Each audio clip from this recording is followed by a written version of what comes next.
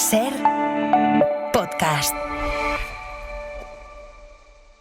Estás escuchando El Abierto de Hoy por Hoy. Cada día analizamos las noticias más relevantes de la actualidad, las claves políticas, económicas y sociales, con las voces de los protagonistas y los distintos puntos de vista de nuestros tertulianos.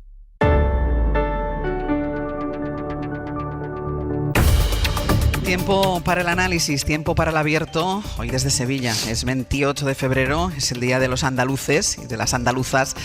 Y es una tradición, se lo decíamos antes a las 8, es una tradición ya para este programa, venir hasta Andalucía para celebrar con todos ustedes su día. Y nosotros queremos incorporarnos y sumarnos a él, y por eso hoy el análisis de toda la actualidad lo hacemos desde Sevilla, desde la Sala Helvetia, a orillas del Guadalquivir, frente a la Torre del Oro, en un sitio inmejorable, que además... en un sitio así la actualidad se hace más digerible, uno lo puede hacer la digestión un poquito mejor, porque si no cuesta a veces hacer la digestión de todo lo que pasa por el mundo. Berna González Harber, ¿qué tal? Muy buenos días. ¿Qué tal? Pues encantada de salir de Madrid, efectivamente desde aquí se ve todo distinto y mucho mejor. Javier Aroca, muy buenos días. Buenos días. Uno que juega en casa. Sí, además estaba escuchando ahora en la radio, sería otra emisora, porque dice, hace 11 grados en la capital. Digo, ¿la capital de dónde? Porque la capital mía es esta. Pues no sé qué temperatura hace, pero sí amenaza lluvia, cosa que... Pero bueno. Navarro Antolín, ¿qué tal? ¿Cómo estás? Buenos días, feliz en la serie y feliz de estar junto al Guadalquivir. Muy ¿Qué voy bien. a contar? Estoy inmejorable. Estamos en el mejor sitio donde podríamos estar, un viernes por la mañana, Día de los Andaluces y de las Andaluzas, y con nosotros también Javier Fernández de los Ríos, presidente de la Diputación de Sevilla, líder del PSOE en la capital andaluza. ¿Qué tal, presidente? Muy buenos días. ¿Qué tal? Muy buenos días. Bienvenidos a Sevilla. Muchísimas gracias por acogernos tan bien como siempre. ¿Qué significa para los andaluces un día como hoy? Lo digo por la tentación de que pueda acabar convirtiéndose más en una festividad folclórica que en una reivindicación recordando el origen del por qué hoy se conmemora este día. Bueno, es un día para celebrar, por supuesto, es un día para la autoestima, es un día que los andaluces, las andaluzas, los sevillanos y sevillanas vivimos pues con mucho recuerdo, ¿no?, de la lucha de un pueblo por su dignidad, por su autogobierno, por poner en valor también sus singularidades desde de tú a tú con todos los territorios de España, sin querer ser más que nadie, pero tampoco menos. Pero es un día que evidentemente desde hace unos años para acá hemos ido enfocando en ese doble concepto. Por supuesto es un día de celebración, no hay que olvidarlo, y además está bien que se reivindique de esa manera, pero es un día sobre todo para la reivindicación de lo que significa el 28 de febrero. El 28 de febrero no puede significar solo una bandera o un himno, que también, sino que es el día de la justicia social, es el día de la igualdad, es el día para reivindicar y sobre todo para replantearnos cómo están los servicios públicos en Andalucía, que nos hacen iguales a todos los andaluces hacia afuera y hacia adentro, y por lo tanto es un día que permite perfectamente la celebración y en paralelo también la reivindicación de dónde estamos, de dónde estábamos hace 45 años, pero sobre todo hacer un diagnóstico de cómo estamos hoy hacia adentro en comparación con los últimos años, ¿no? Primer día de Andalucía con la nueva secretaria general de los socialistas andaluces, con María Jesús Montero. ¿Va a ser el revulsivo que necesita Andalucía? Bueno, yo no tengo la menor duda, ya lo está haciendo, ¿eh? Ya lo está haciendo. Nosotros hemos estado esta semana en Granada, en el Congreso Regional del Partido, hemos elegido líder, equipo, proyecto. Eso es el objetivo, ese es el conjunto de la oferta política, de la oferta electoral con la que vamos ya a las elecciones, y no tengo duda que esta organización y el PSOE, cuando se resetea y cuando todo el mundo tiene claro por dónde vamos, al final es un revulsivo. Yo creo que sí. Yo creo que hay, porque además hay motivos, ¿eh? Hay motivos. No solamente el liderazgo es indiscutible, el de María Jesús, y hay muchos motivos para poder plantearle a los andaluces y a las andaluzas una alternativa política para mejorar nuestra tierra y para buscar esas oportunidades que pensamos que se están perdiendo. Pero ¿y esto cómo se hace? ¿Cómo se da la vuelta a una situación donde hay una comodísima mayoría del Partido Popular que no parece que a corto plazo pueda modificarse? Bueno, pues yo creo que se hace de dos maneras. La primera, tenemos que hacer el denunciar permanentemente dónde estábamos hace unos años y dónde estamos hoy. Es decir, cuando a la gente que está ahí fuera se le explica cómo es la educación hoy en Andalucía, en la cual seguimos en la cola en el informe PISA, en ese sonrojante último lugar en cuanto a calidad educativa, cuando la gente está viendo en primera línea cómo les afecta a los temas sanitarios, cómo es imposible coger una cita médica, cómo es imposible ver a un pediatra, cómo es imposible obtener pues una operación quirúrgica o que te vea un especialista, cuando la gente está muriendo sin tener siquiera un diagnóstico de la ley de dependencia. Es decir, eso hay que seguir denunciándolo, pero con eso solo no vale. Yo creo que la gente al final vota y la gente se ilusiona si tú eres capaz de plantearle un proyecto de futuro al que agarrarse. Entonces hay que mezclar la situación y el análisis de dónde estamos, pero sobre todo hay que empezar a hablarle a la gente y sobre todo a los jóvenes. Hay que hablarle a la gente de empleo, de formación profesional, de vivienda. Hay que construir una VPO andaluza y se están perdiendo muchas oportunidades, ¿no? Entonces yo creo que es un poco la mezcla, pero bueno, oye, somos lo suficientemente razonables para saber que la situación no es fácil, que las encuestas dicen lo que dicen, pero bueno, que hay tiempo suficiente para esa remontada y para intentar realmente que la ilusión que María Jesús Montero ha traído al Partido Socialista de Andalucía seamos capaces de trasladarla después a la sociedad en un proceso que ya te digo que va a ser apasionante y sobre todo que hay partido. Hace un tiempo no había partido, era muy complicado y hoy afortunadamente va a haber partido y se presenta un periodo electoral cuando llegue la hora en Andalucía muy apasionante. Hay un pero en ese proceso ilusionante, en ese partido que existe, el pero de que sea María Jesús Montero la ministra de Hacienda y esté negociando financiaciones singulares para Cataluña, que negocie con los independentistas quitas de deuda. ¿Cuántos votos puede restar esto, no sé, en Dos Hermanas o en Huelva? Bueno, yo es que lo veo al revés, ¿eh? Yo, sinceramente, independientemente de que entiendo tu pregunta y entiendo la reflexión que mucha gente se está pudiendo hacer, yo creo que esto es que además es una oportunidad. Es decir, el que la ministra que tiene la llave de la caja, el que la persona que está buscando ese equilibrio financiero o de financiación territorial a lo largo y ancho de todo el territorio español, sea andaluza y sea sevillana, yo creo que lejos de verlo como un problema, yo lo veo como una oportunidad y como un valor en sí mismo desde el punto de vista del equilibrio. Se ha hablado mucho de financiación, hay que hablar de todo, ¿eh? Hay que hablar de singularidades, hay que hablar de autogobierno, hay que hablar de financiación, hay que hablar también de cómo las comunidades autónomas gestionan sus propios impuestos y cómo le estamos pidiendo a Madrid, le estamos pidiendo al gobierno que nos financie mejor, pero en nuestra propia capacidad de autofinanciación, cuando podemos quitamos los impuestos a los más ricos. En Andalucía faltan 700 millones de euros anualmente en el presupuesto por el recorte de impuestos a los más ricos, ¿no? ¿Cómo se plantea todo eso? Bueno, esta semana hemos tenido un buen ejemplo, ¿no? Un buen ejemplo de que todo lo que se hablaba, que al final no se pueden plantear singularidades o financiación específica para ninguna comunidad autónoma. Es decir, la propia propuesta de la condonación de la deuda para todos, donde Andalucía es la comunidad más beneficiada, demuestra a las claras que cualquier propuesta de financiación, de condonación o que afecte a los temas económicos tiene que ir para todos los territorios en igualdad de condiciones, ¿eh? Con lo cual yo no lo veo tanto como ese déficit, sino que yo creo que incluso para nosotros es una garantía de que alguien de aquí, de los nuestros, alguien de Andalucía, sea el que esté al frente de este asunto. Pero no hay un sentimiento de agravio de los andaluces, de agravio en comparación con Cataluña. Bueno, yo creo que... Y no de ahora. Bueno, de todas maneras, es que puede haber algo, pero yo creo que esto hay que verlo desde la globalidad, ¿eh? Yo creo que esto hay que verlo desde una situación en la que este país es un país muy plural, lo ha sido siempre. Lo ha sido siempre y evidentemente Andalucía defendió el ni más que nadie ni menos que nadie y en ese escenario es donde verdaderamente nos tenemos que mover, pero yo quiero ver cómo van avanzando los acontecimientos y tengo plena garantía en que el Gobierno de España es lo suficientemente coherente, lo suficientemente responsable para que al final el equilibrio territorial y que la gente pueda sentirse andaluz y a la vez español en todo su contexto, creo que por ahí es donde puede ir el futuro. En Andalucía tenemos esa ventaja, ¿eh? Nosotros somos andaluces, tenemos sentimiento de Andalucía, pero no un sentimiento excluyente. Uno de los grandes valores que tiene Andalucía es que aquí no hay independentismo, por supuesto que no, pero no hay un nacionalismo muy arraigado. Somos andaluces y españoles por igual y, por lo tanto, bueno, gran parte también de lo que hoy es Cataluña se ha construido gracias a mucha mano de obra y a mucho trabajo de muchos andaluces que ayudaron a construir esa comunidad autónoma. Todos tenemos a alguien en Cataluña que conocemos perfectamente de nuestra tierra, de nuestra familia, de nuestros amigos, de nuestra gente más cercana y por lo tanto yo creo que Andalucía no tiene ese sentimiento tan arraigado de desequilibrio o de desviación, ¿no? Habla usted de la condonación de la deuda. ¿Usted piensa que Moreno Bonilla acabará aceptando la condonación de la deuda? Bueno, no me cabe la menor duda. Yo creo que con el tema de la condonación de la deuda pasan dos cosas. Primero, se demuestra lo que nosotros llevamos mucho tiempo diciendo. Hace mucho tiempo que dijimos que una de las tareas en las que Moreno Bonilla estaba inmerso, que el presidente de la Junta estaba inmerso, era en la búsqueda y en la confrontación permanente con el Gobierno de España. Es decir, lo de esta semana no se entiende de ninguna forma. Es decir, que alguien venga pongamos el ejemplo a título individual, que alguien venga a ti mismo, a mí o a cualquiera de los que estamos aquí y te diga, oye, que te voy a quitar la mitad de la deuda que tienes, y que tú digas, no me la quite, dame medios que yo me la quitaré.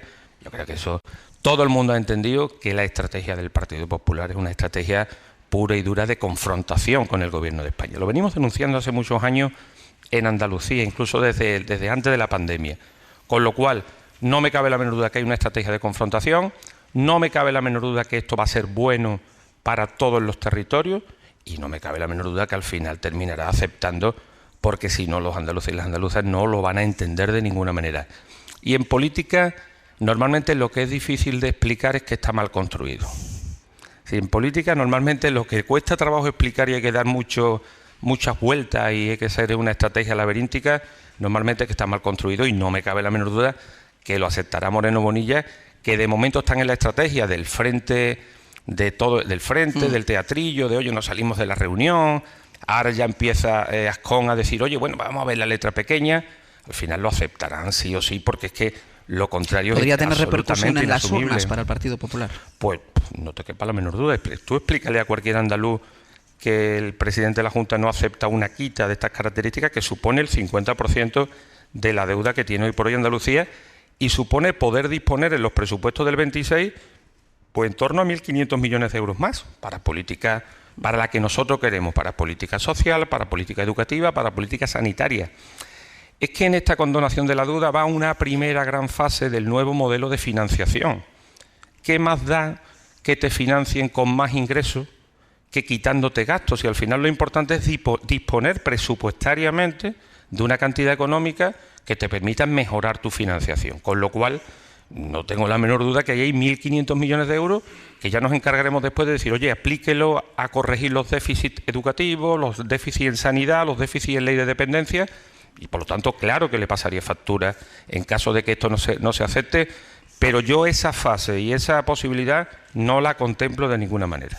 Lo aceptarán sí o sí, poco a poco, aunque parezca que no la quieren, pero al final terminarán aceptando. No habrá un consejero de Economía o Hacienda de este país que no acepte la posibilidad de disponer de más recursos para cuadrar tu presupuesto y para mejorar tus políticas. Hay una cuestión que preocupa mucho a los ciudadanos, que es la cuestión de la sanidad, un tema por el que está muy cuestionado el presidente de esta comunidad. En 7 años Andalucía ha bajado muchos puestos hasta convertirse en una de las comunidades autónomas donde más hay que esperar para pedir cita de atención primaria o de una cirugía. ¿Cómo se le da la vuelta a esto? Bueno, ¿Cómo se cambia esta situación? ¿Cómo se revierte? No es fácil, sobre todo porque las políticas que se han llevado a cabo en estos años en la Junta de Andalucía, que es verdad que son similares a las de Madrid, posiblemente con algo más de amabilidad que Ayuso. Sí, aquí se hace lo mismo, pero con algo más de amabilidad que lo hace la presidenta de Madrid. Aquí hay una serie de pasos que se han dado adelante que son prácticamente irreversibles. Es decir, yo tengo estudiado bien estos datos y hay un 35% de los sevillanos y sevillanas que ya tienen una tarjeta sanitaria privada. Sí, hay una proliferación de clínicas privadas por toda la ciudad, por todo el área metropolitana, en función de la externalización que se ha hecho y en función de la privatización que se ha hecho de los servicios sanitarios. ¿Esto cómo se puede conseguir? Pues muy sencillo. Hay que invertir en que el personal, en que los profesionales médicos, que los sanitarios, pues tengan unas condiciones mejores que le permitan quedarse en este caso, una sanidad pública por la que apueste la Administración. Y bueno, y volver al modelo tradicional. El modelo tradicional, aquí hubo un problema en Andalucía, se le quitó a los médicos la exclusividad en el ámbito de lo público, por lo tanto hay que retrotraerse al día antes de la pandemia, que fue cuando empezó todo, empezó ese desmantelamiento brutal de la sanidad, y hay que meterle mucho dinero a la sanidad pública. No digo que no tenga que haber una sanidad privada, perfecto, pero esto es la única manera de corregirlo para que la gente tenga esa garantía, es invirtiendo mucho dinero en sanidad pública, en sus profesionales y, por supuesto, sin escatimar ningún recurso ni técnico, ni económico, ni material, ni humano, ¿no? Presidente, no ha sido un buen mes para el PP, al menos aquí en Sevilla. ¿Cree que las guerras internas de los populares pueden pasarle factura electoral? Hemos conocido, que además aquí está el autor de algunas de las informaciones, Carlos Navarro Antolín, hemos conocido algunos problemas dentro del Partido Popular aquí en Sevilla. ¿Esto tiene repercusión electoral al final? Bueno, yo no sé si tiene repercusión electoral, pero de momento lo que no hay son explicaciones.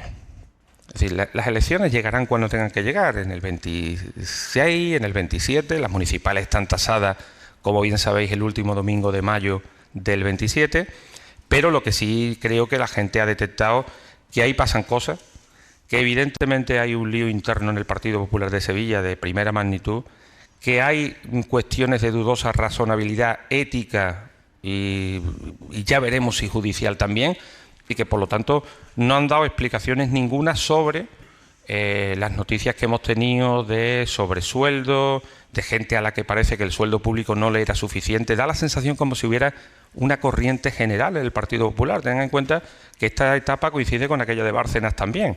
Bárcenas en Madrid, y aquí parece que había que darle un sobresueldo o un sueldo en sobre, no sé cómo era, directamente a los líderes del Partido Popular. Que lo expliquen, si esto es como todo, hay una ley de financiación de partidos políticos, hay una ley de base de régimen local, pero yo creo que faltan explicaciones, tanto por el Partido Popular de Sevilla como por el Partido Popular de Andalucía. El presidente tenía que haber dado explicaciones, todo lo que es la cúpula del PP de Andalucía, sobre este asunto, porque la gente es perpleja. Y la política necesita transparencia, ¿eh? La política es útil, evidentemente, si le cambia la vida a la gente, pero si tiene la capacidad también de ser transparente y que la gente visualice que los políticos, lejos de ser un problema, son una oportunidad y son útiles. Y se es útil cuando estás verdaderamente preocupado y ocupado del servicio público en función de tu responsabilidad. Pues dentro de un rato vamos a hablar de Carlos Mazón nosotros. Pues ahí tenéis tarea también, ¿eh? Ahí tenéis muchísima tarea, pero fíjate que el juicio social, aparte de las consecuencias judiciales que esto tenga para Mazón, que empieza a apuntar por ahí, yo creo que uno de los grandes problemas que tiene Mazón es que el juicio social, ya no solo de los valencianos, sino de toda España, está sentenciado ya. Está el visto para sentencia, porque todo el mundo sabe lo que ocurrió. Una catástrofe de una magnitud absolutamente exponencial, un presidente que estaba en sus cosas, y una alarma que llegó tarde, y por llegar tarde pues han muerto 220 personas. Sí. A partir de ahí, lo que quieras. Pero yo creo que son las tres cuestiones, ¿no? Una catástrofe, un presidente en sus cosas, no en las cosas que tenía que estar un presidente ese día, y en tercer lugar, pues una alarma que llega tarde, y si se le hubiera dado a la gente la oportunidad a las 6 de la tarde, a las 5:30, 6, de haberles anunciado, haberle informado con los medios técnicos que tiene de que su vida estaba en peligro, pues la gente hubiera podido tomar sus decisiones y posiblemente hoy estaríamos hablando de una catástrofe material de primera magnitud, pero posiblemente no estaríamos hablando de 220 muertos. Pues Javier Fernández, presidente de la Diputación de Sevilla, muchísimas gracias y feliz Día de Andalucía. Muchísimas gracias a vosotros, y bueno, tú sabes que esta es tu casa y que te recibimos siempre con los brazos abiertos. Muchísimas gracias. Muchísimas gracias. El Abierto. Ser podcast. En El Abierto, y todavía inéditos, Berna González Harbour, Javier Aroca y Carlos Navarro Antolín. A partir de las 9 iremos con todas las novedades sobre el caso de La Dana, sobre las declaraciones de Mazón, sobre el auto de la jueza de Catarroja. Pero los minutos que nos quedan desde las 9, y aprovechando además que hay dos andaluces sentados en esta mesa, sí que quisiera un poco comentar el hecho de la llegada de María Jesús Montero a la Secretaría General del Partido Socialista, y cómo puede, hablaba el presidente de la Diputación, de ilusionante, de hay partido, de alguien bien recibido que cose costuras, que hacía falta coserlas en el Partido Socialista, y eso, Aroca, es suficiente para darle la vuelta a una situación que parece establecida de esa mayoría absoluta cómoda por parte de Moreno Bonilla. Yo no sé si será suficiente o no. Lo que sí es verdad que es la solución más temida por parte del Partido Popular. Pero yo creo que en cualquier caso esos son enfoques orgánicos. Y yo en Andalucía, andaluz, y en un día como este, me gustaría abrir un poco la lente, ¿no? Porque todo lo que nos hace falta en Andalucía no ha empezado a partir de que llegara el PP al poder. El Partido Socialista se ha llevado gobernando más de 30 años. Y el sueño del 4 de diciembre no es la foto de Andalucía de hoy, del 28F. Aquí hemos fallado estrepitosamente y no se han hecho todavía cosas muy importantes, que por ejemplo, por poner solo uno, hablando de comunicaciones, podríamos preguntarle a los almerienses, a nuestros hermanos, a los onubenses, a los jaeneros, a los de Caditano. Todavía tenemos problemas de infraestructura que llevan eternamente desde hace más de 45 años y no se solucionan. ¿Por qué? Porque no hay poder político. Una cosa es que el PSOE quiera gobernar porque ya dejó de gobernar, otra cosa es que el PP siga queriendo seguir gobernando, y mientras los andaluces, ¿qué hacemos? Porque esto es histórico ya. Aquí se peleó Julio César con Pompeyo, en la Bética, en Andalucía. Aquí se peleó Pompeyo con Julio César, ¿pero para qué? Para gobernar en Roma. A mí que no me cuente que vienen a pelearse aquí para gobernar Madrid. Yo digo, ¿y Andalucía qué? ¿Qué? Y ese es el mensaje que yo, como un andaluz más, no menos, pero uno más, pues me gustaría transmitir, que está muy bien que el PSOE mejore, que por cierto, echo de menos mucha autocrítica. No se trata solamente de tener una buena candidata y que además sea sevillana, trianera, hija de trabajadores. Yo la he defendido muchas veces y la seguiré defendiendo.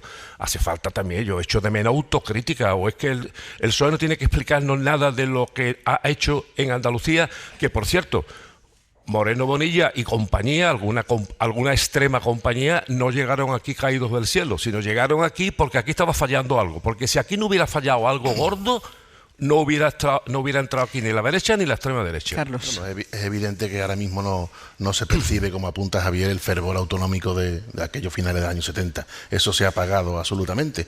Quizás porque hubo un partido que fue el PSOE, considerado el partido de la tierra, que capitalizó el andalucismo, que dio una estabilidad larguísima. Hay un Partido Popular ahora que se ha subrogado, a mi juicio, en el lugar del PSOE. No hay tanto un cambio de fondo, sino de forma. Parece ser, con una mayoría absoluta, que lo puede convertir en el nuevo Partido de la Tierra, y que la otra, la maquinaria poderosísima del PSOE andaluz, pues la dejaron, como diría Guerra en su frase, no la conocía ni la madre que lo parió. Porque está varado, está pinchado. Después de haber perdido San Telmo, está bajo trauma todavía, y bueno, hay una encuesta que ya le da 5 puntos de recuperación, lógico, después de un congreso con una nueva líder, pues eso en cierta manera es lógico, y habrá que ver ahora si hace la labor de costurera. Yo creo que ahí le puede ir bien, porque no hay ahora mismo facciones en el PSOE andaluz muy pronunciadas, eso le puede ir bien, si reactiva las casas de pueblo, que están absolutamente cerradas, y si pone al partido en posición al menos, de quitarle la mayoría absoluta al PP, que eso ya sería un éxito. Bueno, pero fíjate que hablas de quitar la mayoría absoluta, es decir, no de ganar, ¿no? Yo creo que es un cambio importantísimo, un cambio con riesgos, porque ya sabemos que todas las medidas que se tomen en Madrid y que las está tomando ella como ministra, a veces pueden perjudicar a los andaluces. O sea, recordemos la última polémica con los perceptores del salario mínimo, que van a tener que cotizar, salvo que cambien las cosas, ¿no? Entonces, ¿qué está pasando? ¿Ante qué se enfrenta María Jesús Montero? Bueno, pues ante un señor, Moreno Bonilla, que ha sabido construir un liderazgo. Yo creo que debemos reconocerlo. Un liderazgo a nivel andaluz y un posible liderazgo a nivel nacional. Es decir, ante un Feijóo tan desdibujado, que bueno, luego hablaremos de Mazón y de todo esto, pero es que ante cada capítulo que hablamos aquí y cada capítulo de la política nacional o internacional, nos encontramos un Feijóo absolutamente desdibujado. Entonces, ¿cuál es el futuro del Partido Popular? Bueno, pues Moreno Bonilla tiene ahí posiblemente cartas sobre la mesa. El presidente de la Diputación lo ha dejado muy claro. En el fondo hace lo mismo que Ayuso, es decir, resulta que también aquí tenemos problemas de sanidad, de dependencia. 35% ha dicho ya tienen seguro privado, es decir, con Madrid, pero con mejores formas. Bueno, pues esas mejores formas igual le ayudan a empujarse a nivel nacional. Entonces, bueno, el PSOE tiene un reto mayúsculo. Claro, que muy breve. Sí, no, yo quiero darle otra vez la vuelta a la moviola, lo que estáis hablando de las aspiraciones de Madrid, tal cual. El PSOE aquí, entre otras cosas, empezó a fallar cuando su líder y presidenta se empeñó en mirar más a Madrid y hacerle la oposición a Pedro Sánchez y querer ser presidente del gobierno que ser presidenta de Andalucía. Y ese es el problema. Tú lo estás diciendo que vienes de fuera. Y eso lo ven los andaluces, lo huelen los andaluces. Dice, ¿usted que viene aquí? ¿A progresar en su partido y aspirar a lo de arriba o a defender los intereses de Andalucía? Por ahí va a quebrar también Moreno Bonilla. Por eso Moreno Bonilla no quiere oír ni en pintura que digamos que aspira a la Moncloa. Porque sabe que como empecemos los andaluces a darnos cuenta de que lo está aquí trajinando, porque lo que está aspirando es hacerle la competencia a Feijóo, ese día es el día que empezará a caer. Le pasó a Susana Díaz, claro. Exactamente. Su gran ventaja es que ahora mismo, al día de hoy, no tiene aristas, salió limpio de una pandemia, salió reforzado. y no es tronante, no es como Ayuso, no hace un ruido tronante y no genera rechazo. Habría que empezar a que, bueno, y la economía va bien para todos, también para las comunidades autónomas que gobiernan por el PP. No nos olvidemos que para mí esa es la gran clave. Pero no genera rechazo, una figura amable, es aplaudido incluso en Sevilla, siendo de Málaga, ha roto esas barreras. Entonces ahora mismo hay que luchar contra eso. Con una cobertura mediática bonita y costosa, supongo, porque tanta simpatía mediática con Moreno Bonilla que hasta le cambiaron el nombre por Juanma, porque decía un eximio escritor sevillano que Moreno Bonilla era nombre de árbitro de fútbol. Voy a hacer una pausa.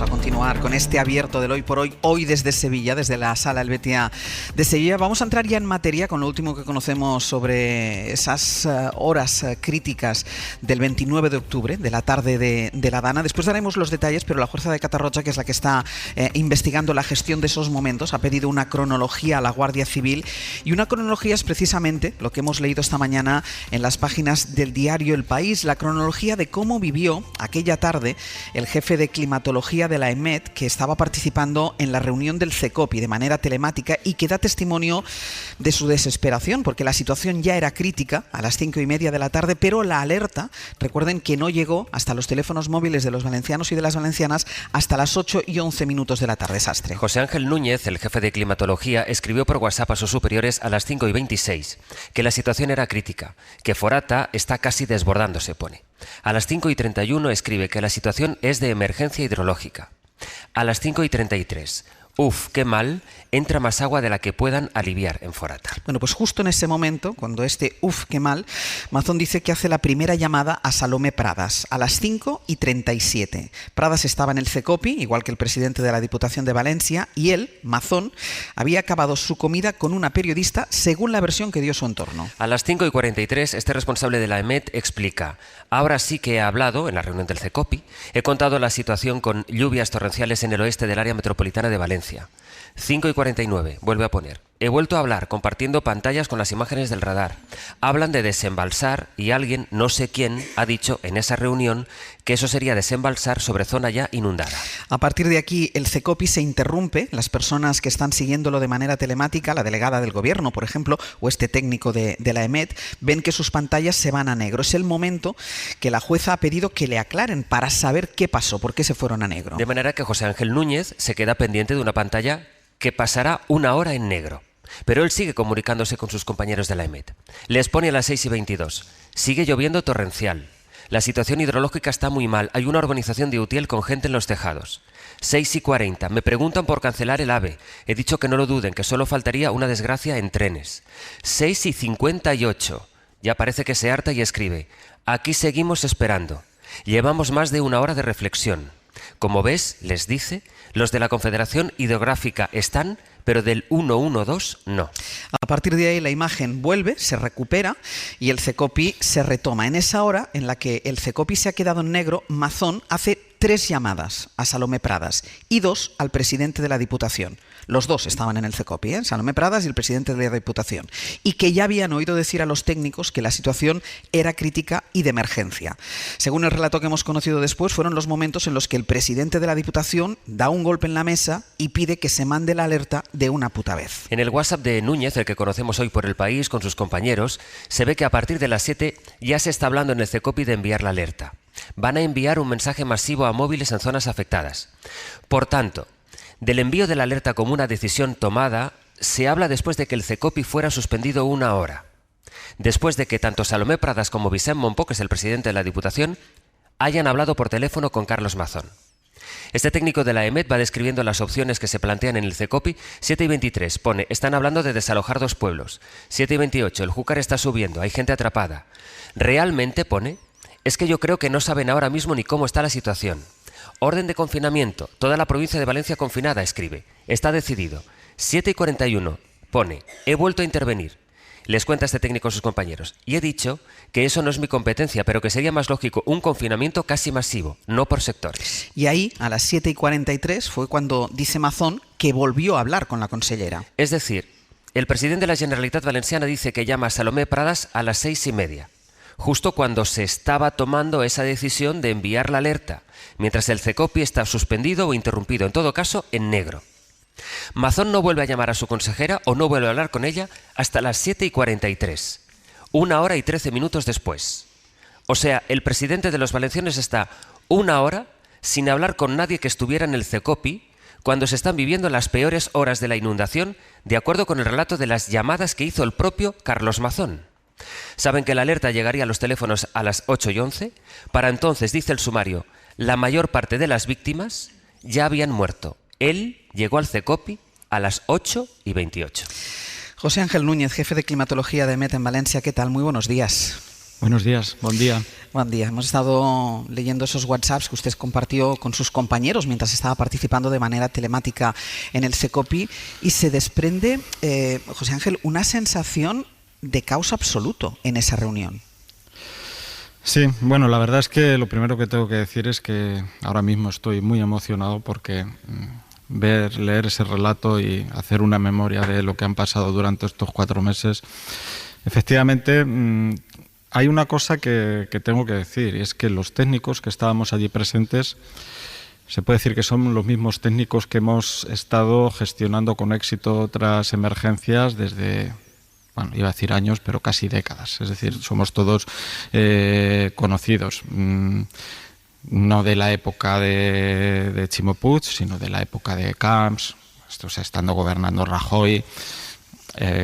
Fueron gestiones exitosas. Lo que quiero decir es que esto no es una cuestión de capacidad o incapacidad técnica, porque los técnicos, yo los vi que estaban muy agobiados. No es una cuestión de colores políticos, sino que es una cuestión de los que en ese momento estaban allí, políticos que tenían que tomar las decisiones. Aunque estamos hablando de la CECOPI, pero bueno, para mí lo inexplicable fue que esa reunión no se convocara mucho antes por la mañana.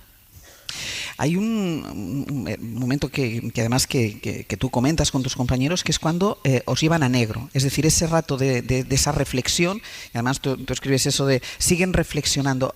¿Os dieron alguna explicación a los que estabais conectados vía telemática del por qué os desconectaban?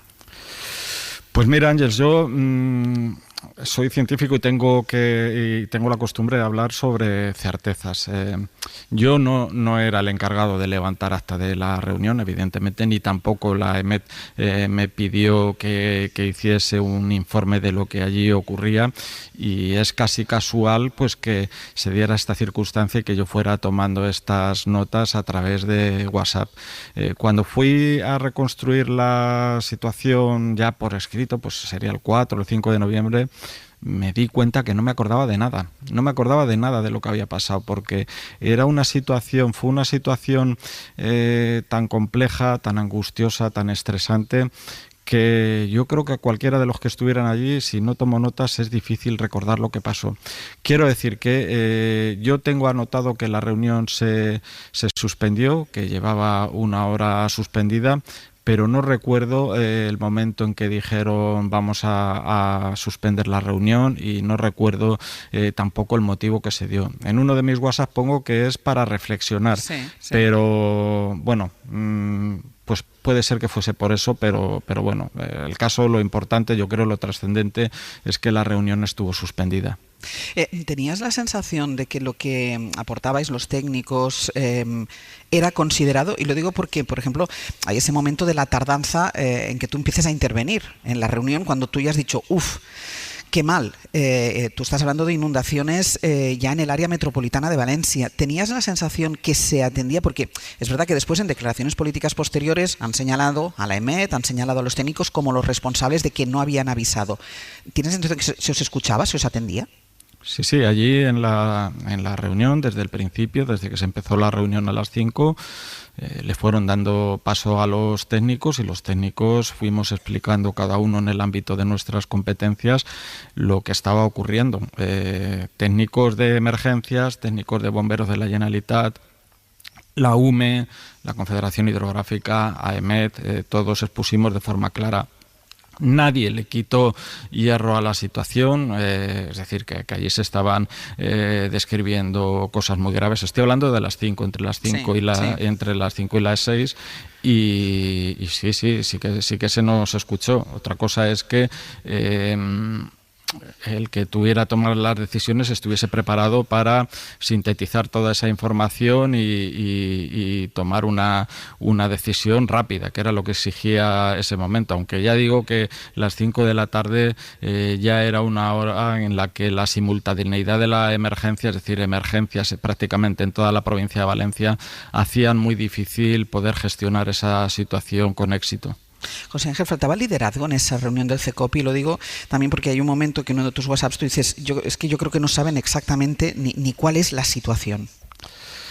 Sí, bueno, no saber exactamente cuál es la situación no es debido a la falta de liderazgo, es debido a que se habían caído las comunicaciones, se habían caído muchas torres de telefonía móvil, torres de alta tensión, pueblos sin luz, pueblos incomunicados totalmente, autovías principales totalmente colapsadas, como la A7 o la A3. Lógicamente, si están colapsadas, no pueden llegar los equipos de emergencias.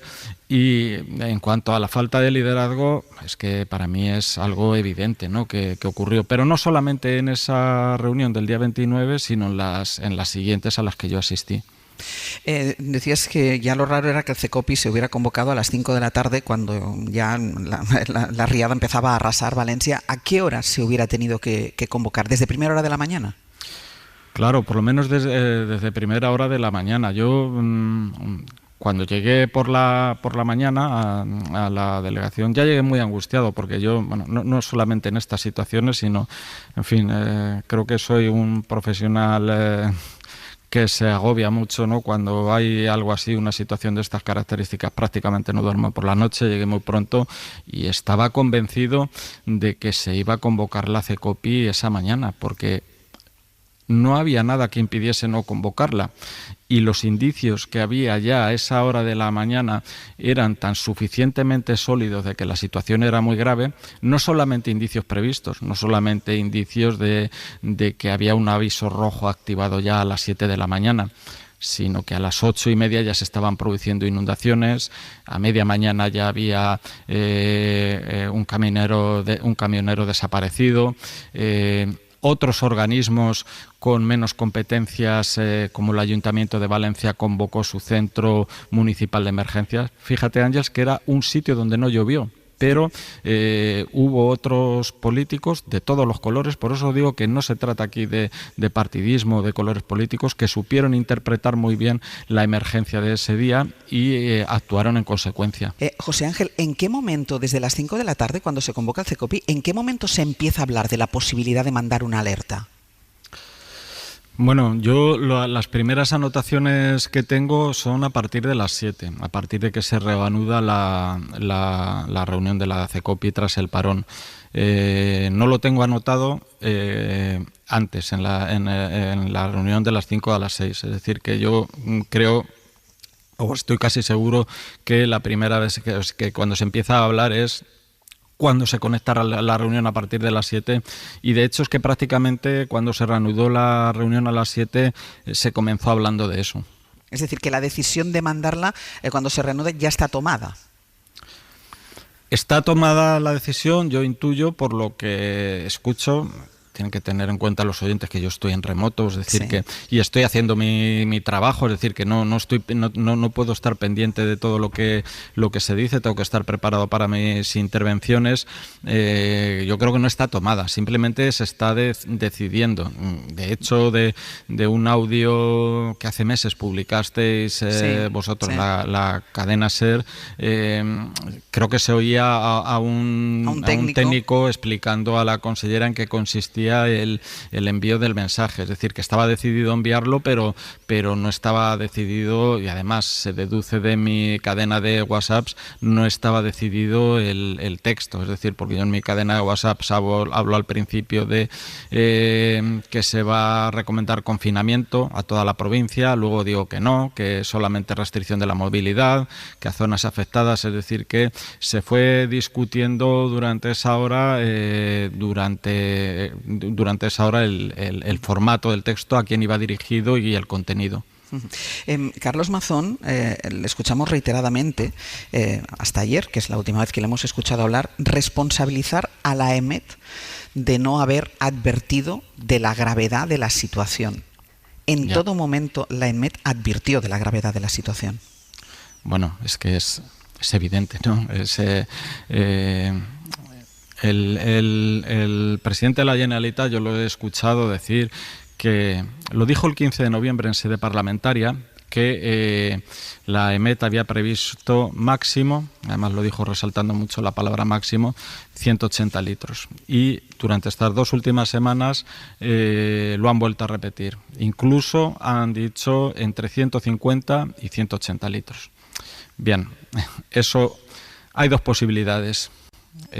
O están mintiendo o no saben interpretar los avisos meteorológicos. Voy a descartar la primera, es decir, no me cabe en la cabeza que un presidente de la Generalitat se dedique a mentir y a tirar por los suelos el prestigio de una institución como la Generalitat Valenciana, y seguramente la segunda, que no sabe interpretar los avisos. La predicción de AEMET no trabaja con predicciones de van a caer 300, van a caer 400, sino que trabaja con umbrales. Estos umbrales se fijaron hace 17 años cuando se puso en marcha el Plan Meteoalerta y son consensuados con las comunidades autónomas. Y en su momento, y nadie ha puesto desde entonces ningún reparo, se estableció que para la Comunitat Valenciana el umbral son 180 litros por metro cuadrado. Es decir, que cuando el meteorólogo prevé que se van a superar o igualar 180 litros por metro cuadrado, se establece el nivel rojo de aviso.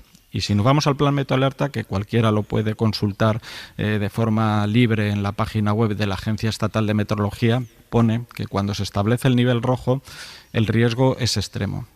Hay peligro de que se produzcan fenómenos muy graves o catastróficos que puedan afectar a personas y bienes.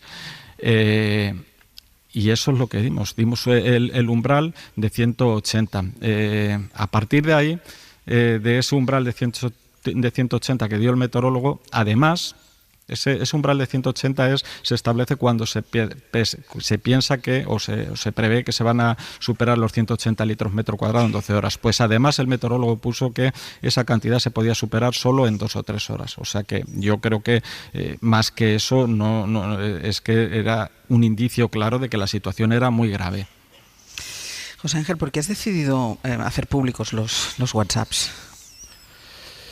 Pues mira, perdona, es que me emociono porque es que ayer fue un día muy malo. Fue un día muy malo para todos los valencianos. Yo soy un oyente compulsivo de radio y voy escuchando pues diferentes emisoras. Escuché los cortes regionales que se hacían en la cadena SER. Ayer empezaban los informativos, el informativo regional, no solo el de la SER, el de todas las cadenas nacionales que están aquí presentes en Valencia, relatando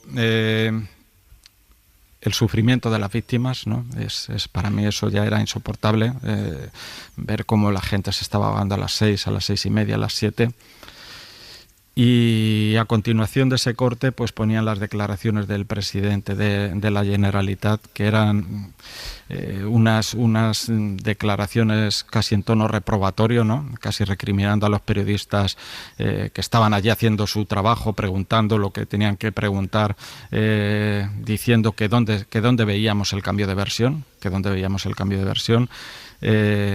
eso para mí fue insoportable. Es decir, si para mí fue insoportable poder escuchar a continuación los testimonios de los que murieron ahogados y luego ese tono reprobatorio y casi diríamos que altivo, y para mí fue insoportable, pues no me imagino lo que tuvo que ser para las víctimas que escucharon ayer los informativos como yo lo hice.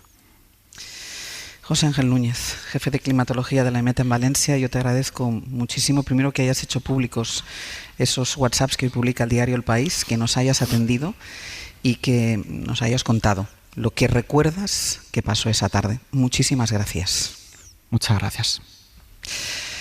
cortes de voz, testimonios. Yo quiero que escuchemos o que volvamos a escuchar, solo para hacernos una idea, porque nos decía José Ángel, no pude más porque estaba escuchando testimonios. Es verdad que cada vez que se acerca un aniversario, se cumplen meses de la Dana, pues nosotros volvemos a preguntar y volvemos a buscar a las víctimas. Hoy se cumplen, mañana se cumplen 4 meses de la Dana. Y claro, escuchar, poner en el mismo plano los testimonios de las víctimas que todavía viven el horror, incluso aquellos que no hayan perdido ninguna vida humana, y poner en el mismo plano, allí al lado, las declaraciones de Carlos Mazón, y lo decíamos el día que reconoció que había llegado al CECOPI a las 8:28, la altanería, la prepotencia con la que habla, casi riñendo a los periodistas que hacen su trabajo, que es preguntar y repreguntar a una persona que nos ha mentido constantemente, que ha cambiado de versiones y sobre la que sigue existiendo todavía un agujero negro de unas horas de la tarde que nadie sabe qué hizo y qué no hizo. Claro, poner en el mismo plano, escuchar una cosa y escuchar la otra, que es lo decía José Ángel, eso es lo que me llevó a hacer públicos estos WhatsApps. Un testimonio, solo para que se hagan una idea, lo mucho que deben estar escuchando los valencianos, sobre todo estos días que recordamos el 4º mes de la Dana. Escuchen, por ejemplo, el testimonio de Verónica Vicent. No podíamos ni hablar, esta finca estaba como en silencio, en luto. El padre de la niña encima decía, para protegernos, que se le había escapado a él de las manos, y ya por ahí dije que no pasaba, porque en todo caso asumo yo las consecuencias, porque le estaba hablando yo a la niña cuando se rompió el acuerdo, para que no tuviera miedo mientras subía por la escalera. Pues que yo no tengo por qué llevar esta losa de por vida. Yo intenté ayudar a la gente todo lo que pude y más, pero yo no tenía por qué verme obligada a hacer algo. Si alguien se hubiera dignado a avisar. Si alguien se hubiera dignado a avisar. Hay otra cosa que hizo ayer la Generalitat, que fue enviar esta foto de Mazón. Para la Generalitat esto es una prueba. Claro que es una prueba. De entrada, la que demuestra a los valencianos que nuestro presidente llegó al CECOPI 3 horas después, más de 3 horas de que hubiera empezado una reunión que ya iba tarde, por lo que nos acaba de decir, y después de que se hubiera enviado la alerta. Y ahí simplemente por 2 datos que quisiera remarcar. Que su llamada, dice Mazón, a la consejera de emergencias es a las 6:30 y no vuelve a ser hasta las 7:43. Es más de 1 hora sin hablar con nadie que estuviera en el CECOPI. Y luego el acto que hace aquí José Ángel Núñez cuando dice, con esta emoción que todos yo creo que hemos podido compartir, de he decidido hacer público esto y por tanto ponerse en el escaparate y a partir de ahora seguro que ser expuesto a las críticas políticas, de una persona que da ese paso adelante y que explica con esta humildad y sensatez que hemos conocido la confusión que había. Como si las personas que estaban ahí con todos los datos en la mano, que tomaron nota 4 meses después, dudan incluso por la confusión que pudo haber. ¿Cómo puede haber alguien que esté tan seguro y hable de esa manera como ayer le escuchamos hablar? Pero es que hay más. Y ahora, Julián Jiménez, buenos días. Hola, Julián. Ahora nos contarás lo último del auto de la jueza, pero primero quiero comentar con los analistas que estamos aquí en la mesa, porque es evidente que está intentando salvarse penalmente, que es decir, que su carrera política, yo creo que Mazón ya la da por amortizada y por perdida. Lo que está intentando, y voy a ser un poco brusca, lo que está intentando es salvar el culo y no tener responsabilidades penales. Pero es que, claro, si uno junta la cronología de los WhatsApps de José Ángel con las llamadas, es más que evidente que al menos en el tramo en el que se estaba debatiendo si mandaban o no mandaban la alerta, él habló con Salomé Pradas, él habló con la consellera. Es decir, en esa toma de decisión él estaba. Igual no estaba personalmente, no había llegado al CECOPI, dice que llegó a las 8:28, que ya veremos. Él dice que llegó a las 8:28, pero es evidente que si en ese tramo en el que se está debatiendo el envío de la alerta, él está en contacto y llama, yo creo que son 2 veces a la consellera, es evidente que está en la toma de la decisión. Berna. Bueno, confieso que casi hago un pasapalabra porque estoy conmocionada por este testimonio, y los que estáis recogiendo, ¿no? Quiero decir que no sé cómo ese señor sigue siendo presidente de los valencianos a día de hoy, a las 9:33 de la mañana, con todo lo que estamos sabiendo. Bueno, intentando serenarme y buscar el análisis, Creo que ha entrado en pánico, o sea, no hay más que verle el body language, el lenguaje corporal es absolutamente de alteración, de pánico, de histeria y de ceguera de nuevo. Es decir, tuvo ceguera el 29 de octubre para actuar, para reaccionar, para que se convocara ese CECOPI, para suspender su comida con la periodista, para actuar y estar presente. Y tiene ceguera ahora, porque efectivamente está alardeando de haber entrado tarde al CECOPI a las 20:28, que a saber si es verdad, porque ya han trucado audios, como hemos comprobado, ¿por qué no iban a trucar esta imagen con ese horario, ¿no? Está alardeando de llegar tarde cuando eso es precisamente lo que le hace responsable de una tragedia en la que estamos viendo, es que se me abren las carnes, cómo moría la gente, cómo se despegaban los niños, los señores de palos o de árboles, de ramas en las que estuvieran atrapados, mientras ese CECOPI, por favor, las asambleas de universidad o las reuniones de escalera son más funcionales.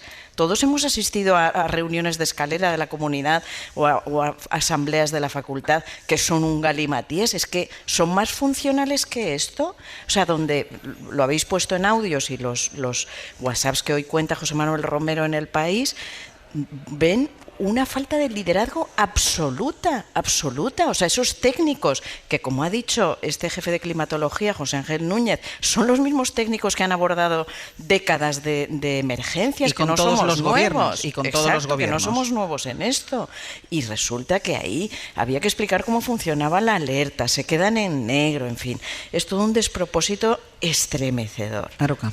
Sí, los datos son emocionantes, pero no por ser emocionantes no dejan de ser aplastantes y contundentes, pero no solamente estos, que son muy evidentes. Yo creo que hay datos suficientes, de sobra, para saber aproximadamente, pero exigiendo responsabilidad, lo que pasó aquel día en Valencia. Y todavía, como has dicho tú, creo, hace un momento, o sea, ¿cómo se puede aceptar ciudadanamente en un Estado democrático que ante una calamidad de esta envergadura, ni más ni menos que el presidente de la comunidad autónoma, es decir, el máximo responsable político de esa comunidad, que además es el representante ordinario del Estado, no se sepa todavía dónde estaba? No hay ninguna explicación verosímil. Él da la explicación vaga de que estaba en el Palau de la Generalitat. Sí, pero podemos imaginar que en cualquier otro caso, de cualquier otro presidente o presidenta de cualquier comunidad autónoma del Estado, o incluso del propio gobierno central, el presidente no pueda acreditar dónde estaba en un momento trágico para la situación, en este caso de la comunidad autónoma de Valencia, es absolutamente inaceptable. Inaceptable, y hay datos suficientes. Si tendrán alguna relevancia penal o no, eso lo tendrá que decir la justicia, y espero que la señora jueza del juzgado de Catarroja pues haga la instrucción adecuada para depurar responsabilidades penales si existe, pero las responsabilidades políticas son obvias. Han pasado ya 4 meses y este señor sigue siendo presidente de los valencianos. Y claro, el problema no es que sea presidente de los valencianos, sino quién lo apoya. Es decir, ¿cómo el señor Alberto Núñez Feijóo sigue apoyando a Masón? ¿Cómo los dirigentes territoriales del Partido Popular reciben al señor Masón con una ovación cerrada? ¿A qué aplaudían? ¿A qué aplaudían? Ahora iremos a eso, iremos al apoyo del Partido Popular, que es verdad que público cada vez es un poco menos, pero ahí mantienen a Carlos Mazón y mantienen el apoyo, porque hay un portavoz que sí se dedica a apoyarle, aunque los otros salgan a la carrera cada vez que se les pregunta por el apoyo a Mazón. Carlos. Pues Feijóo se va a encontrar con esto más pronto que tarde, no va a poder evitarlo más. En privado todo el mundo te comenta que es un error gravísimo mantenerlo. Ha salido, que yo no entiendo por qué, un vicesecretario general como Juan Bravo, que a mí me merece todo el respeto. Es el portavoz al que yo me refería. Con una magnífica trayectoria y de verdad todo el respeto porque es una persona muy preparada. Que además es el responsable de economía del Partido Popular. Saliendo a defender a Carlos Mazón. Carlos Mazón se está arrastrando, ha perdido la dignidad, ha perdido el respeto a sí mismo. La estrategia de defensa judicial es el suicidio de la poca vida política que le pudiera quedar. Lo que está tratando sencillamente de no ir a la cárcel. Tú lo has explicado mejor todavía que yo, de salvar a su culo. Este señor no quiere ir a la cárcel, ¿no? Tenía que haber dimitido hace tiempo, o haberle puesto, como hemos dicho en otros abiertos, fecha a su dimisión, a 3 o 4 meses, dejar iniciada la reconstrucción y dejar puesta la fecha en la que se iba. Y no se va porque ha entrado en pánico, no quiere ir a la cárcel, lo que lo tengo claro, pero es que también, ojo, también se ha venido un poco arriba, porque ¿qué pintaba en un desayuno en el Hotel Ritz en Madrid? como si nada hubiera pasado. Mire usted, hay 224 muertos. Usted es el rostro de la Dana. Podemos hablar de otras responsabilidades políticas y de cuando el rey pidió que el Estado lo sintieran los valencianos en su plenitud. Pero ahora es el momento de hablar del presidente, porque la estrategia judicial de defensa genera náuseas. La foto esa... ¿Para qué? ¿Para descargarse de responsabilidad el hecho de que llegó tarde para que lo tenga la consejera? Y luego recordemos siempre lo que pasó en la universidad y en colegios de 13 municipios que sobre esto pregunta, cerraron las clases. Es que salvaron vidas, hubo gente que salvó vidas. Déjame, porque sobre esto precisamente pregunta también la jueza de Catarroja. El relato que nos hacía José Ángel Núñez puede ser importante, muy importante para lo que está buscando en este momento la jueza de Catarroja, que es la que está investigando la gestión de la Dana, porque en eso está ahora la magistrada, en hacer una reconstrucción de lo que ocurrió paso a paso la tarde de la riada. Julián, ¿quieres saber con exactitud quién estaba en el CECOPI? ¿Qué se decía? ¿Si hubo algún receso? ¿En qué momento? Y una cronología detallada de la información disponible para saber cómo se llega a la decisión de no advertir de nada a la población. Es que no es mandar un mensaje, es no advertir de nada a la población hasta las 8:11 de la tarde. Sí, le ha pedido a la Consellería de Interior, la jueza, que le informe en el plazo de 3 días si durante la reunión que se mantuvo en el CECOPI esa tarde del 29 de octubre se produjo algún receso. Recordemos que, según los testimonios de algunos de los asistentes, incluido el propio José Ángel Núñez hace unos minutos, se paró a las 6, en teoría para analizar la situación que se estaba produciendo, y hubo otro parón a las 7:30 en principio para redactar el texto de la alerta. Esos recesos, como decimos, alerta al jefe de climatología de AEMET en la Comunitat Valenciana, recesos en los que se apagaron las cámaras sin que nada pudieran ver los que estaban conectados de forma telemática. Quiere ver también la jueza qué decían las previsiones de aquel día, la cantidad de lluvia de la que se informó, porque con la información, y además nos lo estaba contando ahora el jefe de climatología de la AEMET, porque con la información hubo otras instituciones que decidieron tomar medidas mucho antes, y es esto a lo que se refería Berna. De hecho, la jueza le pregunta a la Universidad de Valencia en qué se basó, Julián, para suspender las clases. Sí, es otra de las cosas recogidas en el auto que envió ayer a las partes. La jueza califica de acertada esa decisión de la Universidad de Valencia de suspender las clases y le solicita un informe para saber qué órgano de la universidad tomó la decisión, en qué información se sustentó y si contó con la opinión de algún técnico para tomarla. Y hay un aspecto que la magistrada refuerza en cada escrito, ya se refirió a una ausencia palmaria de avisos, porque lo que tiene claro es que las recomendaciones fueron insuficientes. Sí, en la resolución la magistrada, fíjate, Ángels, destaca la utilidad de las piezas periodísticas y grabaciones audiovisuales efectuadas por los medios de comunicación ese día y aportadas a la causa. Imágenes, recordemos, de rescates por la mañana, de inundaciones importantes ya desde mediodía, un material, dice la jueza, que permite hacerse una idea de cómo evolucionó la situación ese día. La jueza llega a aludir a los riesgos que sufrían algunos periodistas que estaban relatando en directo lo que estaban viendo y la preocupación de sus compañeros en los estudios de radio y de televisión. Y acaba asegurando la jueza que las declaraciones recogidas en el centro de emergencias por los periodistas, declaraciones de algunos responsables del CECOPI, si bien no eran desacertadas, esas recomendaciones llegaron demasiado tarde, llegaron tras los fallecimientos y, por tanto, dice la jueza, completamente inútiles. Y lo que estábamos comentando, que con cada auto de la jueza, con cada nueva información, parece cada vez más difícil que Mazón se sostenga, pero el Partido Popular lo aguanta y Vox lo ha apoyado, a pesar de que él va perdiendo apoyos también entre la patronal, bueno, y entre la sociedad. Mazón no puede salir prácticamente a la calle. Sí, mientras la dirección nacional del PP, mientras Génova trata de desmontar la idea de que se está preparando el relevo de Carlos Mazón, los hay en el Partido Popular que están alimentando la idea de que la alcaldesa de Valencia, María José Catalá, pueda ser su sustituta. Una opción de la que recela la propia Catalá, y muchos en el PP valenciano también recelan de esa idea. Nos dicen sabedores de que Vox no apoyaría nunca esa opción. De momento, los de Abascal no han dejado caer a Mazón. La pasada semana no apoyaron la petición de dimisión que llevó Compromís al Parlamento valenciano y además apoyan la cruzada que el presidente está realizando contra el gobierno de España. Aplauden, de hecho, que Mazón, en el desayuno informativo del lunes del que hablabais hace unos minutos, pues aplauden que se mostrara Mazón especialmente agresivo con Pedro Sánchez y su equipo. Bueno, PSPV y Compromís, también en la oposición, están intensificando su ofensiva dialéctica contra el presidente, también la ofensiva judicial, personándose como acusación popular en la causa abierta en Catarroja. Se prevé además, Ángels, algún golpe de efecto en los próximos minutos de los socialistas. Enseguida sabremos en qué sentido. Y a esto hay que añadir la distancia abierta entre Mazón y los agentes sociales, los desencuentros del presidente de la patronal valenciana con el presidente de la Cámara de Alicante. Uno de los principales valedores de Mazón ha agrandado mucho esa distancia entre Mazón y el empresariado valenciano. Esto hay que añadir también la relación de Mazón con los sindicatos, completamente congelada tras mostrarse los sindicatos críticos con la gestión, y luego, como decías, el malestar ciudadano canalizado a través de manifestaciones multitudinarias. Mañana sábado se celebra la quinta. ¿Y Mazón? ¿Qué hace Mazón?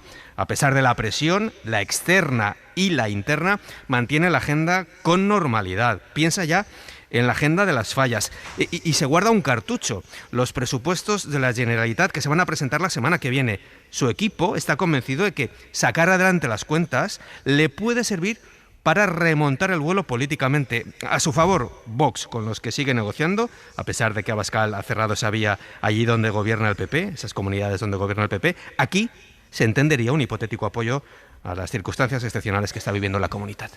Julián, gracias. A vosotros. Es un hombre que vive completamente fuera de la realidad. Ayer recordábamos y destacábamos que en su timeline de Twitter, entre declaraciones de Susana Camarero, que es la portavoz del gobierno, entre sus propias declaraciones a los periodistas, había un tuit que ponía: se acaban ya los días para que ustedes puedan acudir al sorteo para presenciar las fallas desde el balcón del Ayuntamiento de Valencia. Es un hombre fuera absolutamente de la realidad. Vamos a ver qué es este cartucho que tiene el Partido Socialista. Es verdad que desde la oposición, tanto el Partido Socialista como Compromís, ayer escuchábamos a Joan Baldoví, como ellos dicen que hay testimonios que dicen y les sitúan en el CECOPI antes de esas 8:28 de la tarde. Antes Bernat decía, si trucaron, si manipularon unos audios y nos hicieron creer que la EMET se tomaba casi a cachondeo la lluvia, ¿cómo no vamos a pensar que puedan manipular también una imagen? ¿Querías decir Claro, algo? sí, ha dicho Julián esto del golpe de efecto que preparan los socialistas. Posiblemente va tarde, pero de hoy no debería pasar. Y supongo que estamos hablando de una moción de censura o algo parecido. Es decir, bravo, porque ha habido una jueza que está avanzando y que apunta con negro sobre blanco de lo que estamos hablando. Estamos hablando de negligencia con resultado de homicidios y lesiones por imprudencia. Y dijo ayer la jueza en un auto: los daños eran evitables, las muertes no. Las muertes tienen responsables. Entonces, por hoy podemos celebrar que hay una jueza que está avanzando. Otras veces la justicia nos da muestras de cosas bastante criticables, pero hoy tenemos que aplaudir esto. Pero la vergüenza es que la política no haya sido capaz de aclarar las cosas en el Parlamento de Valencia y en el PP de Feijóo, lo que estábamos hablando. O sea que, entonces, si hubiera una moción de censura, es muy difícil que a día de hoy esos diputados de PP y Vox cierren filas con este señor. El otro día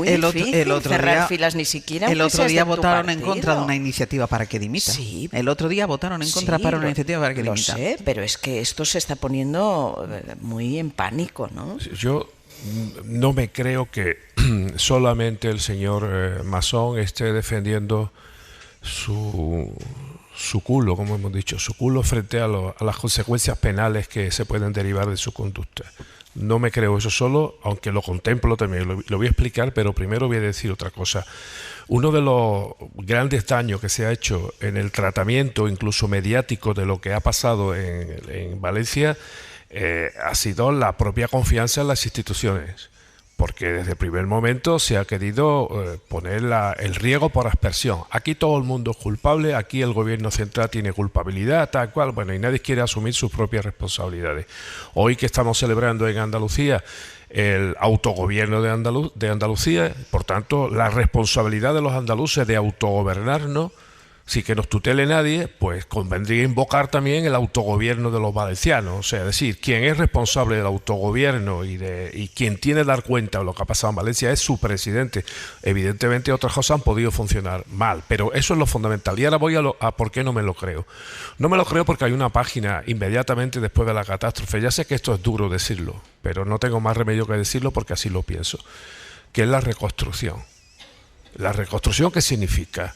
La reconstrucción significa muchos millones, mucho cemento, para que nos entendamos, muchos ladrillos, mucho material y mucha inversión y mucho dinero, y mucha obra.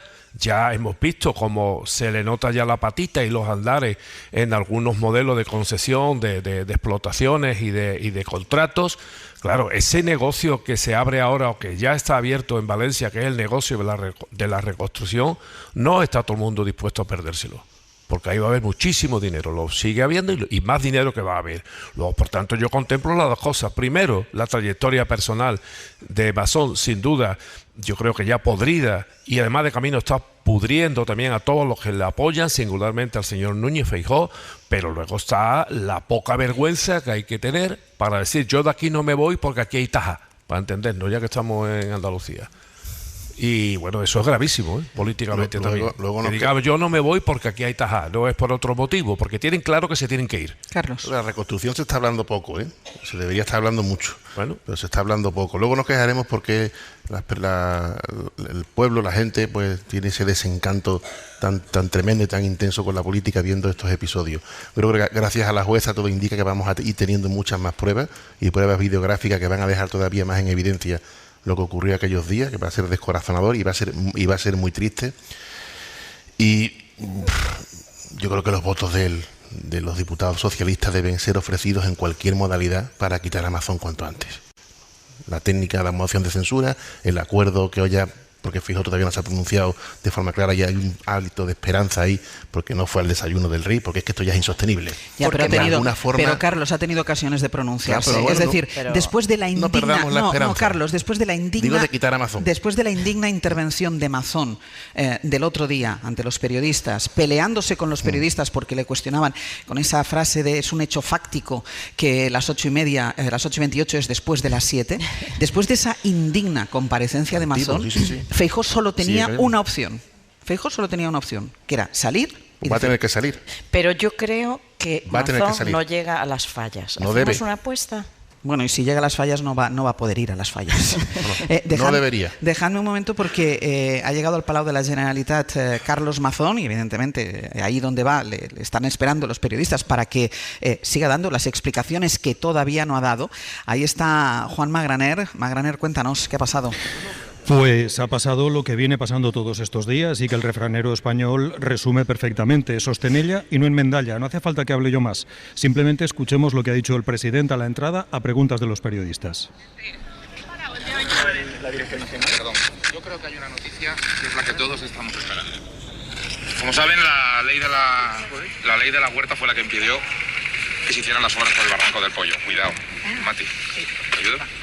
Bueno, ya está, gracias, disculpa. Yo creo que la mejor noticia que deberíamos recibir es que lo antes posible el gobierno diga que va a hacer las obras en el Barranco del Pollo. Ya no tienen excusas, porque fue la ley de la huerta la que impidió que se hicieran esas obras y la determinación del gobierno de España. Por tanto, la mejor manera de evitar que esto vuelva a ocurrir es garantizar ya que se van a hacer esas obras. Nosotros hemos derogado esa ley de la huerta que impedía hacer esas obras. La verdadera razón fue el Barranco del Pollo. Fue el Barranco del Pollo. Y por tanto, como esa es la verdadera razón, en mi opinión, creo que está acreditado por todos los técnicos, por todos los ingenieros que lo dicen una y otra vez. Esa fue la verdadera razón por lo que ocurrió todo esto. Lo antes... Y nada más, no responde ni sobre sus decisiones o no decisiones, ni sobre los cambios de versiones, nada más. Siempre hay otro culpable que no es Mazón, que insiste en presentarse como la única víctima política de la Dana. Juan Magraner, gracias. Hasta luego. Pues una muestra más de alguien que vive fuera de la realidad, que responsabiliza a todos menos a él, a los técnicos de la EMET porque no avisaron, al gobierno central por lo que sea, y ahora al gobierno central evidentemente por no haber acometido las obras de reforma del Barranco del Pollo. Pues veremos cuál es el siguiente capítulo. Vamos a ver qué capítulo escribe la oposición política en Valencia, vamos a ver qué capítulo escribe Alberto Núñez Feijóo en el PP y veremos qué nuevo capítulo o qué nueva irrealidad nos cuenta Carlos Mazón. Hacemos una pausa y seguimos.